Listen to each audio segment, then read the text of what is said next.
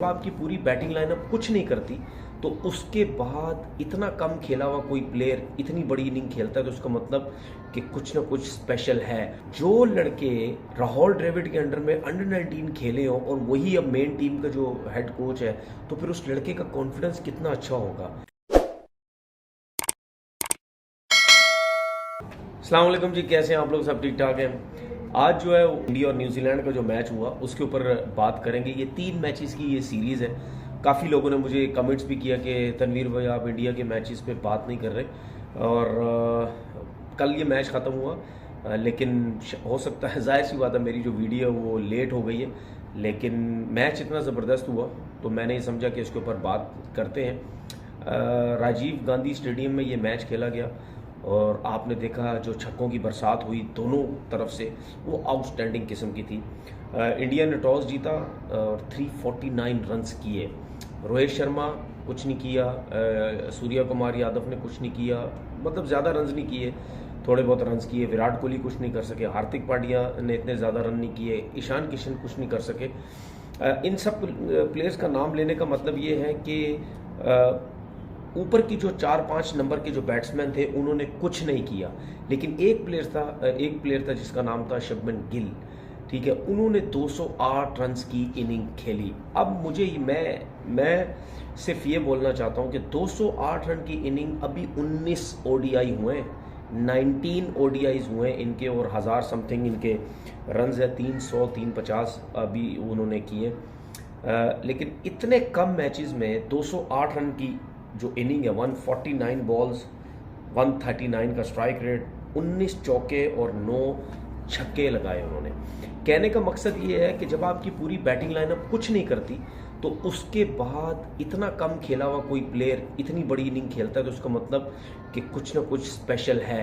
और ये वो प्लेयर है, आप सब जाहिर बात है मानेंगे इस बात को, हम भी मानते हैं इस बात को, कि जब राहुल द्रविड़ जो है इंडिया अंडर 19 के जब कोच थे और वर्ल्ड कप में जिस तरीके से, आपको वर्ड याद होगा राहुल द्रविड़ का, जब उनसे ये पूछा गया था कि इंडिया अंडर 19 की टीम जो वर्ल्ड कप में परफॉर्म कर रही है आप क्या समझते हैं और क्या, मतलब उन्होंने प्लेयर्स के फ्यूचर के बारे में बात की, तो उन्होंने यही बात की थी, जहाँ तक मुझे याद है अगर मैं गलत नहीं हूँ, कि हम अगर वर्ल्ड कप नहीं भी जीतते लेकिन इंडिया की टीम को मैं 1 से 2 प्लेयर अगर दे देता हूं तो इससे बड़ी अचीवमेंट क्या हो सकती है। और ये वाकई बिल्कुल सही बात है कि अगर अगर अगर जो इंटरनेशनल टीम, जो बड़ी टीम होती है, अगर उसके लिए आप अंडर 19 से के 1-2 प्लेयर्स भी निकाल लें, चाहे वो बॉलर हो चाहे वो बैट्समैन हो, तो उनके लिए इससे अच्छी बात क्या हो सकती है। अब ये शुभमन गिल हो गया, आई थिंक ये पृथ्वी शॉ भी हो गए और प्लेयर्स हैं, ये सब राहुल द्रविड़ की तरह याफ्ता है। राहुल द्रविड़ ने बड़ा इनको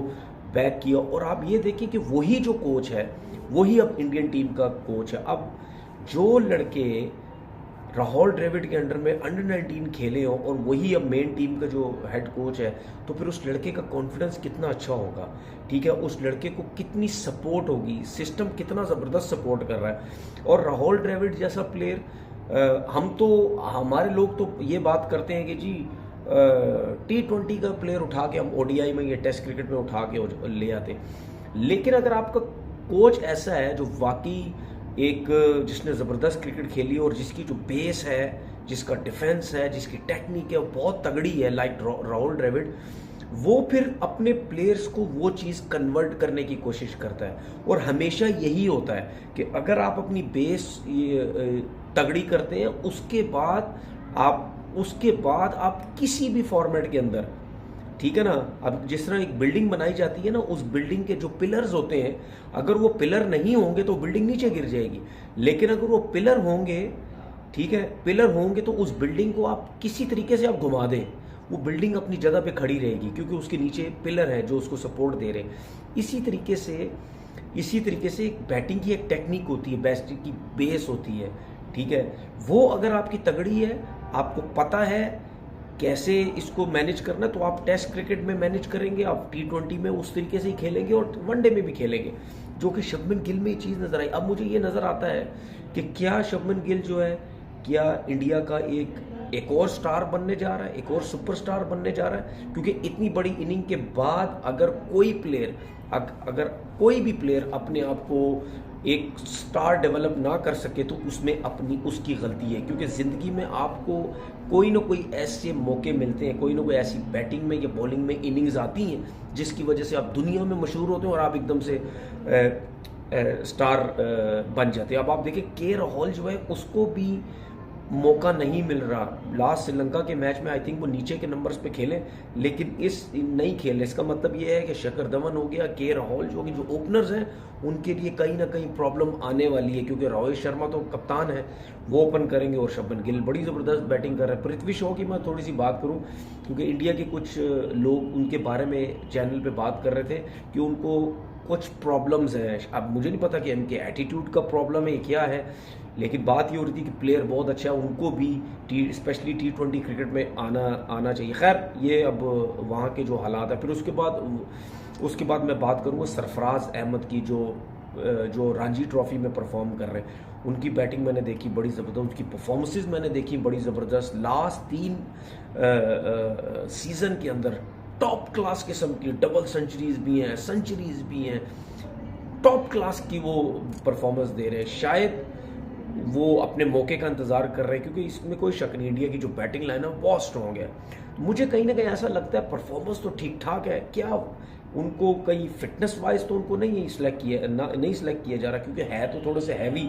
शायद हो सकता है उनको बोला जा रहा हो कि अपनी फिटनेस को बेहतर करें, क्योंकि इंडियन टीम के अंदर फिलहाल मुझे कोई ऐसा प्लेयर नज़र नहीं आता जिसकी फिटनेस नहीं है। रोहित शर्मा के अलावा वो थोड़े से हैवी हैं, लेकिन वो आउटस्टैंडिंग। लेकिन इस मैच की जो सबसे ज़बरदस्त बात जो थी वो ये थी कि न्यूजीलैंड की टीम आप देखें 131 पे 6 आउट हो चुके थे, लेकिन उसके बाद ब्रेसवेल ने जिस तरीके से आके इनिंग खेली है, आउटस्टैंडिंग उस बंदे ने इनिंग खेली, मतलब क्लास उस बंदे ने इनिंग खेली। 140 रन आई थिंक 78 बॉल्स पे उस बंदे ने की है, और कोई नहीं सोच पा रहा था कि ब्रेसवेल इतनी आला इनिंग खेल जाएगा, कोई सोच नहीं पा रहा था। लेकिन उनके जो स्टैट्स हैं अगर वो देखें तो उसको देख के हमें कहीं लगता है कि शायद ये ऐसी इनिंग खेल सकते हैं, क्योंकि अगर हम इनकी फर्स्ट क्लास की परफॉर्मेंस देखें, ठीक है, उनके 100 मैचेस हैं, 1100 हैं और 23 50s है। इसका मतलब उनमें एबिलिटी ठीक ठाक किस्म की है बैटिंग में, और उनकी जो विकेट्स हैं वो 40 है फर्स्ट क्लास क्रिकेट में। तो ये एक अच्छे और टॉप ऑलराउंडर बन सकते हैं, इसीलिए वो न्यूजीलैंड की तरफ से वो काफ़ी टाइम से नहीं, अभी 17 ODIs उनके हुए हैं, उसमें भी उन्होंने 17 ODIs में से 200 किए हुए। तो बात ये है कि अब ये देखें इन्होंने भी 7वें नंबर पे आके बैटिंग की। फिर आपको ग्लेन फिलिप्स की मैं इनिंग याद करा तो जो पाकिस्तान के खिलाफ आखिरी ODI में 7वें नंबर पे आके उन्होंने आई थिंक 62 या 63 रन किए 42 बॉल्स पे। तो इस नंबर पे आके ब्रेसवेल ने जो इनिंग खेली और सिर्फ 12 रन से हारे, तो मेरे ख्याल में इंडिया को जगा दिया उन्होंने, और इंडिया को ये इसलिए भी जगा दिया कि आने वाले जो 2 मैचेस रह गए वो बिल्कुल ईजी मत लें। कि विलियमसन से जाहिर सी बात है फ़र्क पड़ा, सऊदी से फ़र्क पड़ा, फिर वो ट्रेंट बोल्ट नहीं है इनके पास, 2 3 4 प्लेयर्स अच्छे टॉप के नहीं है इनके पास, लेकिन उसके बावजूद भी जो टफ टाइम दिया इंडिया को, मेरे ख्याल वो बड़ा अच्छा था। इस किस्म के मैचेस जो हैं वो देखने का बहुत मज़ा आता है। अब आप ये देखें कि पाकिस्तान की पिचेस को और इंडिया की पिचेस को अगर आप कंपैरिजन करें कितना फ़र्क है। पाकिस्तान की पिचेस पे बल्ले पे बॉल ही नहीं आता इतनी आसानी से, ठीक है, मतलब बैटिंग पैराडाइज है ही नहीं। अब उनकी देखें, उनके पास उनको रन्स भी होते फिर उसके बाद चेज भी होते। तो इस किस्म की जो पिचेस हैं वो अगर दोनों बहुत बॉलर और बैट्समैन को सपोर्ट करें तो वो बहुत अच्छा है। सिराज की बात कर लेते हैं, एक दफ़ा फिर उन्होंने बड़ी ज़बरदस्त बॉलिंग की, 4 आउट किए। लास्ट मैच जो श्रीलंका के खिलाफ था उसमें भी क्रूशल टाइम पे आके उन्होंने विकेट्स ली और 4 आउट किए। तो ज़बरदस्त मैच था। लेट्स सी देखते हैं कि अगले मैच में क्या होता है। अपना बहुत बहुत ख्याल रखिएगा। अल्लाह हाफ़िज़।